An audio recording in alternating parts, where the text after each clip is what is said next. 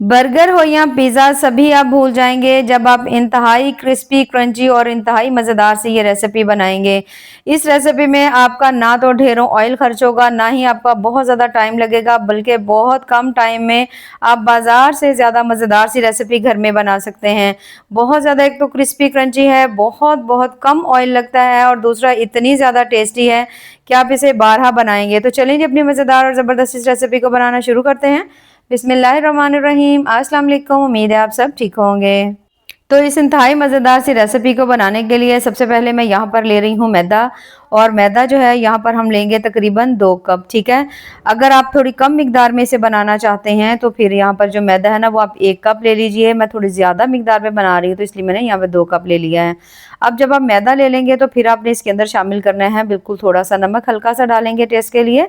उसके साथ ही बहुत ज़्यादा मुफीद हल्की सी इसमें डालेंगे हम अजवाइन, डाइजेशन के लिए इंतहा से ज़्यादा मुफीद है। 3 चम्मच अगर कुकिंग ऑयल है तो वो डाल लीजिए, अगर घी है तो उसको मेल्ट करके डाल लीजिए। इन सभी चीज़ों को डालने के बाद अब आपने कर लेना है यहाँ पर इन्हें अच्छी तरह से मिक्स। हाथों की मदद से पहले तो आपने इन सभी चीज़ों को अच्छी तरह मिक्स कर लेना है कि जो घी है ना वो तमाम आटे के साथ अच्छी तरह से लग जाए।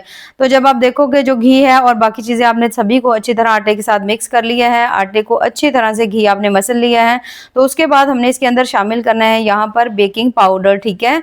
जिसे आप केक वगैरह बनाते हो ना, बेक करते हैं हम, वो आपने इसमें आधा चम्मच डाल देना है। उसे डालने के बाद 1 या 2 चुटकी आपने इसके अंदर डाल देना है मीठा सोडा, जिसे हम खाने वाला सोडा कहते हैं।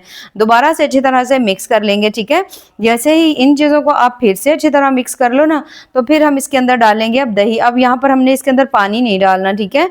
आधा कप आपने दही डालना है। दही आपके पास कोई भी पड़ा हो, अगर खट्टा है या मतलब जैसे 1 से 2 दिन पुराना दही होता है ना, तो आप इजीली डाल लो।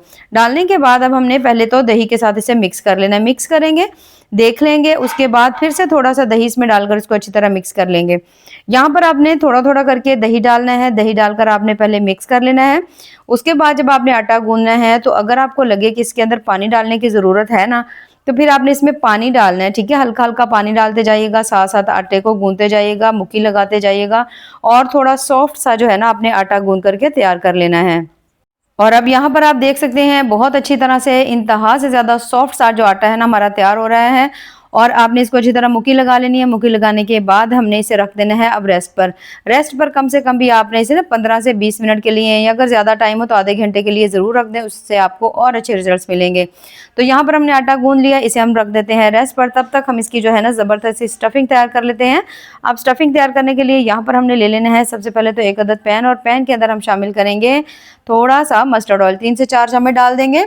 मस्टर्ड ऑयल शामिल करने के बाद इसमें हमने डालने हैं 2 अदद मीडियम साइज़ के प्याज, और प्याज को भी यहाँ पर हमने हल्का सॉफ्ट होने तक पका लेना है।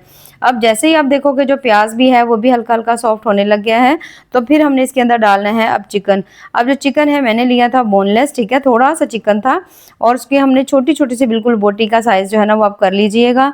और यहाँ पर जो चिकन है इसके अंदर हम डाल देंगे। चिकन हमने यहाँ पर लिया है 1 कप। 1 कप चिकन लेने के बाद अब आपने इसे इसके साथ अच्छी तरह से आपने इसे भून लेना है। अब यहाँ पर आपने इसको हल्का-हल्का सा इसी ऑयल में आपने पका लेना है। यही ऑयल जो है वो ना काफ़ी होगा। अब यहाँ पर हल्का-हल्का चिकन को भूनते जाएँगे जब तक कि जो चिकन है उसका कलर हल्का लाइट ब्राउन नहीं हो जाता। और यहाँ पर आप देख सकते हैं माशाल्लाह बहुत अच्छी तरह से जो चिकन है उसका कलर हल्का-हल्का चेंज होना शुरू हो गया, यानी उसका कलर जो है वो हल्का लाइट ब्राउन होना शुरू हो चुका है। तो बस इससे ज़्यादा हम नहीं करेंगे। अब हम इसमें शामिल करेंगे चंद सब्जियाँ। अब सब्जियाँ जो भी आपके घर में पड़ी हों वो आप इजीली डाल सकते हैं, ठीक है। तो यहाँ पर सबसे पहले तो मैं इसके अंदर डालने लगी हूँ बंद गोभी, और ये भी तकरीबन आधा कप है, बिल्कुल बारीक कटी हुई हम इसमें डाल देंगे बंद गोभी। बंद गोभी शामिल करने के बाद 1 अदद बिल्कुल बारीक कटी हुई शिमला मिर्च डाल देंगे। 1 अदद हमने इसमें डाल देना है टमाटर। इन तमाम चीज़ों को शामिल करने के बाद अब पहले तो आपने इनको हल्का-हल्का सा मिक्स कर लेना है, ठीक है, ताकि सब्जियां भी थोड़ी-सी सॉफ्ट हो जाएं। उसके साथ चिकन भी जो है वो भी थोड़ा-थोड़ा सा गल जाएगा। तो जैसे ही आप सभी चीज़ों को हल्का-हल्का सॉफ्ट कर लेंगे, कुछ देर के लिए 1 से 2 मिनट के लिए आप इसे पका लेंगे ना, तो उसके बाद हमने इसमें डालने हैं स्पाइसेस। अब स्पाइसेस में सबसे पहले मैं इसमें डाल रही हूँ नमक, ठीक है। नमक अपन में टेस्ट के हिसाब से भी डाल सकते हैं। आधा चम्मच से थोड़ा सा मैंने कम डाल दिया है। थोड़ी सी हल्दी शामिल करेंगे। थोड़ी सी इसमें डाल देंगे हम लाल मिर्च, ठीक है। क्योंकि मैं इसकी जगह काली मिर्च डाल रही हूँ इसलिए मैं इसमें लाल मिर्च थोड़ी कम डाल रही हूँ। तो 1/3 चम्मच मैंने इसमें डाल दी है काली मिर्च। धनिया पाउडर थोड़ा सा डाल देंगे, थोड़ा सा जीरा पाउडर शामिल कर देंगे और दोबारा से हमने इनको अच्छी तरह से भून लेना है यहाँ पर आपने। जब तक के जो तमाम मसाले हैं उनकी अच्छी तरह से भुनाई नहीं हो जाती और तमाम चीज़ें जो हैं वो अच्छी तरह सॉफ्ट नहीं हो जाती। अब यहाँ पर आप देख सकते हो तमाम चीज़ें बहुत ज़्यादा अच्छी तरह से पक चुकी हैं। अब इसे थोड़ा-सा इसका टेस्ट और ज़्यादा मज़ेदार करने के लिए हमने इसमें शामिल करने हैं सॉस। तो 2 चम्मच हम इसमें डाल देंगे चिली सॉस के, 2 चम्मच इसमें डालेंगे हम सोया सॉस के। ठीक है, 2 चम्मच मैंने इसमें डाल दिए। डालने के बाद दोबारा से हल्का-हल्का सा इसे मिक्स करेंगे। मिक्स करने के बाद जैसे ही आप सभी चीज़ों को अच्छी तरह मिक्स कर लें, तो अब हमने इसके अंदर डालना है 2 चम्मच हमने इसमें केचअप के डाल देने हैं। इन तमाम चीज़ों को डालने से बहुत ज़्यादा कमाल का आपको इसका टेस्ट मिलेगा, बड़ा ही ज़बरदस्त सा अलग एक जायका मिलेगा। अब यहाँ पर हमने इस तमाम चीज़ों को अच्छी तरह मिक्स कर देना है। मिक्स करने के बाद अब आपने इसके ऊपर लगाना है ढक्कन। ढक्कन लगा कर के आपने इसे कुछ देर के लिए छोड़ देना है, ठीक है? ताकि तमाम चीज़ें ना थोड़ी और सॉफ्ट हो जाएँ, क्योंकि हमने यहाँ पर इसमें क्रंच नहीं सब्जियों का रखना, आपने इसको अच्छी तरह पका देना है। ढक्कन लगा देंगे, ढक्कन लगाकर 5 मिनट के लिए इसे छोड़ देंगे। उस दौरान सब्जियाँ भी अच्छी तरह पक चुकी होंगी, जो इसके अंदर हमने सॉस डाले हैं वो भी अच्छी तरह इसके अंदर मिक्स हो चुके हैं। चिकन भी काफ़ी हद तक गल चुका है, तो बस इससे ज़्यादा हम इसमें डाल देंगे अब थोड़ा-सा धनिया। धनिया डालने के बाद हल्का मिक्स करेंगे और इसे आपने उतार लेना है। उतार करके आपने इसे अच्छी तरह से कर लेना है ठंडा। तो जब तक हमारी जो स्टफिंग है वो ज़बरदस्ती ठंडी होती है, यहाँ पर जो हमने आटा रखा हुआ था गूँध करके, उसे कम से कम आधा घंटा हो चुका है, तो इसके आपने यहाँ पर पेड़े बना लेने हैं। यहाँ पर जो पेड़े हैं आपने 2 अदद बनाने हैं, ठीक है? बड़े साइज़ के। अगर 1 कप आटा ले रहे हो ना तो 1 पेड़ा ही काफ़ी होगा। तो मैंने यहाँ पे 2 कप लिया ना, तो इसलिए मैं 2 अदद इसे बना रही हूँ। तो मैंने रेसिपी थोड़ी ज़्यादा मिकदार में बनाई है, आप उस हिसाब से चीज़ें कम ले लीजिएगा। अब यहाँ पर दोनों पेड़े जो है ना आपने एक जैसे बना करके रख लेने हैं। अब पेड़े बना कर रखने के बाद पेड़ों को आपने फिर से 10 मिनट के लिए रेस्ट देना है। उसके बाद आपने उसमें से एक पेड़ा लेना है, उसको अच्छी तरह से खुश्क आटा लगाना है। हाथों की मदद से आपने उसको थोड़ा-सा फैला लेना है, जितना फैल जाए आपसे। उसके बाद बेलनी की मदद से आपने इसे बेलना है, ठीक है? और इसकी आपने एक बड़ी-सी रोटी बना लेनी है, ठीक है? ये देखिए इस तरह से करके ना, कोई इसकी शेप की ज़रूरत नहीं है। इस तरह करके आप इसकी बड़ी-सी रोटी बना लें। तो जब आप इसकी बड़ी सारी इस तरह से रोटी बना लेंगे ना, तो अब हमने लेनी है चीज़, ठीक है? चीज़ से थोड़ा-सा आपको बिल्कुल मार्केट वाला स्टाइल से मिलेगा, बहुत ज़्यादा आपको इसका मज़ा आएगा। वैसे तो आप इसे बिना चीज़ के भी बना सकते हैं। अब यहाँ पर पहले तो हमने इसके नीचे रखनी है चीज़, उसके बाद अब हमने जो स्टफिंग बना करके रखी हुई थी ना, ये स्टफिंग आपने इसके ऊपर डालनी है, ठीक है? आधे से तकरीबन जो स्टफिंग है ना मैं इसके ऊपर डाल दूँगी। जितनी ज़्यादा आप इसके ऊपर स्टफिंग डालेंगे आपको इसका उतना ज़्यादा मज़ा आएगा। अब यहाँ पर आप देख सकते हो मैंने ढेर सारी इसके ऊपर स्टफिंग डाल दी है। सेंटर में डालेंगे, किनारों को छोड़ देंगे। उसके बाद दोबारा से इसके ऊपर मैं फिर से चीज़ डाल रही हूँ। दोबारा से इसके ऊपर चीज़ डालेंगे। अब हमने इसे बंद करना है। तो बंद करने का तरीका बड़ा ही आसान है। ये देखिए जिस तरह से आप पराठे वगैरह बनाते हैं ना, तो सेम उसी तरह से इस तरह से करके आपने इसकी छोटी-छोटी सी इस तरह से लेयर्स की शक्ल में आपने थोड़ा-थोड़ा सा इसका पोर्शन लेते जाना है और आपने बड़े ही ज़बरदस्त सा ये देखिए इस तरह से करके एक बड़े साइज़ का आपने एक पेड़ा बना लेना है। जिस तरह हम लोग आलू के पराठे बनाते हैं ना स्टफिंग वाले, सेम उसी तरह से आपने इसको इस तरह करके आपने इकट्ठा करते जाना है और जॉइन कर लेना है। ये देखिए इस तरह से।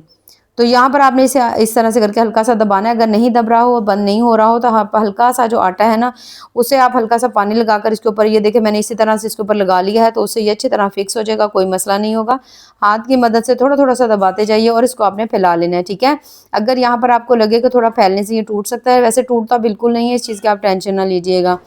तो फिर आप इसे पैन में भी फैला सकते हैं, वो भी मैं आपको तरीका बता देती हूँ। ये देखिए इसको हमने यहाँ से उठा लिया, उठाने के बाद पैन लिया है, सिर्फ़ और सिर्फ़ आधा चम्मच या 1 चम्मच आपने इसमें घी लगा देना है और उसके बाद ये जो आपने बड़ी सारी रोटी बनाई थी इसे आपने इसके अंदर डालना है। अब आप हाथ की मदद से, ठीक है, यहाँ पर आप अपनी फ्लेम को बंद कर लीजिएगा। बंद करने के बाद अब आपने हाथ की मदद से इसको ये देखिए इस तरह से करके फैलाना है। इससे पतली सी बन जाएगी, ऊपर वाली लेयर भी पतली हो जाएगी, नीचे वाली भी पतली हो जाएगी और पकना बहुत ज़्यादा आसान हो जाएगा, टाइम भी कम लगेगा और एक ही बार में बड़ी ही कमाल की आपकी रेसिपी बन के तैयार हो जाएगी, ठीक है? ये देखिए इस तरह से करके हमने इसे पका लिया है। सेट कर लिया है। तो अब हमने इसके ऊपर लगाना है ढक्कन। अब आपने इसके ऊपर ढक्कन लगा देना है। ढक्कन लगा करके आपने इसको एक साइड को ना कम से कम 2 से 2.5 मिनट ज़रूर देने हैं, ताकि चीज़ अच्छी तरह मेल्ट हो जाए। नीचे वाली जो है ना इसकी साइड, उसका कलर बड़ा प्यारा सा हो जाए। अब जब आपने इसकी साइड चेंज करनी है, तो साइड चेंज करने से पहले आपने इसके ऊपर वाली जो जगह है ना, उसके ऊपर पहले आपने ऑयल ज़रूर लगा लेना है, ठीक है? ये देखिए इस तरह से करके आपने इसके ऊपर वाली साइड के ऊपर 1 चम्मच ऑयल अच्छी तरह से लगा लीजिएगा। जब आप अच्छी तरह ऑयल लगा लेंगे ना, तो फिर आपने इसकी साइड को चेंज करने के लिए ले लेनी है कोई भी प्लेट, ठीक है? कोई भी आपने प्लेट ले लेनी है। प्लेट की मदद से आपने इसकी साइड को ये देखिए इस तरह से करके आपने इसे चेंज करना है। चेंज करने के बाद दोबारा से पैन रखेंगे और इसको हम दोबारा से इसके अंदर डाल देंगे। ये देखें बहुत ज़्यादा इजीली ये पक जाती है। अब माशाल्लाह बड़ा ही आप देख सकते हो प्यारा सा इसका जो कलर है ना वो आया हुआ है। सेम इसी तरह दूसरी साइड का भी कलर जो है ना वो हम गोल्डन ब्राउन होने तक हम उसे पकाएंगे और उसके बाद हम इसे निकाल लेंगे किसी भी प्लेट में। और यहाँ पर आप देख सकते हैं माशाल्लाह कितनी ही मज़ेदार ज़बरदस्त सी हमारी रेसिपी कंप्लीट हो चुकी है। अब आप इसको कट कर लीजिए। अगर आपका दिल करता है आप इसे पिज़्ज़ा स्टाइल में भी कट कर सकते हैं। अगर आपका दिल करे तो आप किसी और शेप में भी कट कर लें, ठीक है। मैं थोड़ा-सा इसे डिफरेंट काट रही हूँ। इस तरह से कट के मैंने सेंटर में कट लगाया, उसके बाद हम बाकी जो है ना इसके स्लाइसेस इस तरह करके कट कर लेंगे। तो इस तरह आप एक ही बार में इतनी ज़बरदस्त सी रेसिपी कम टाइम में बना सकते हो जो कि बहुत ज़्यादा मज़ेदार बड़ी ही कमाल की बनेगी। तो ज़रूर ट्राई करिएगा और हमें कमेंट्स में ज़रूर बताइएगा आपको हमारी आज की रेसिपी कैसी लगी। तो ऐसे ही मज़ेदार ज़बरदस्त और टेस्टफुल सी रेसिपीज़ के लिए चैनल को विज़िट करें। बाकी दुआओं में याद रखें। अल्लाह हाफ़िज़।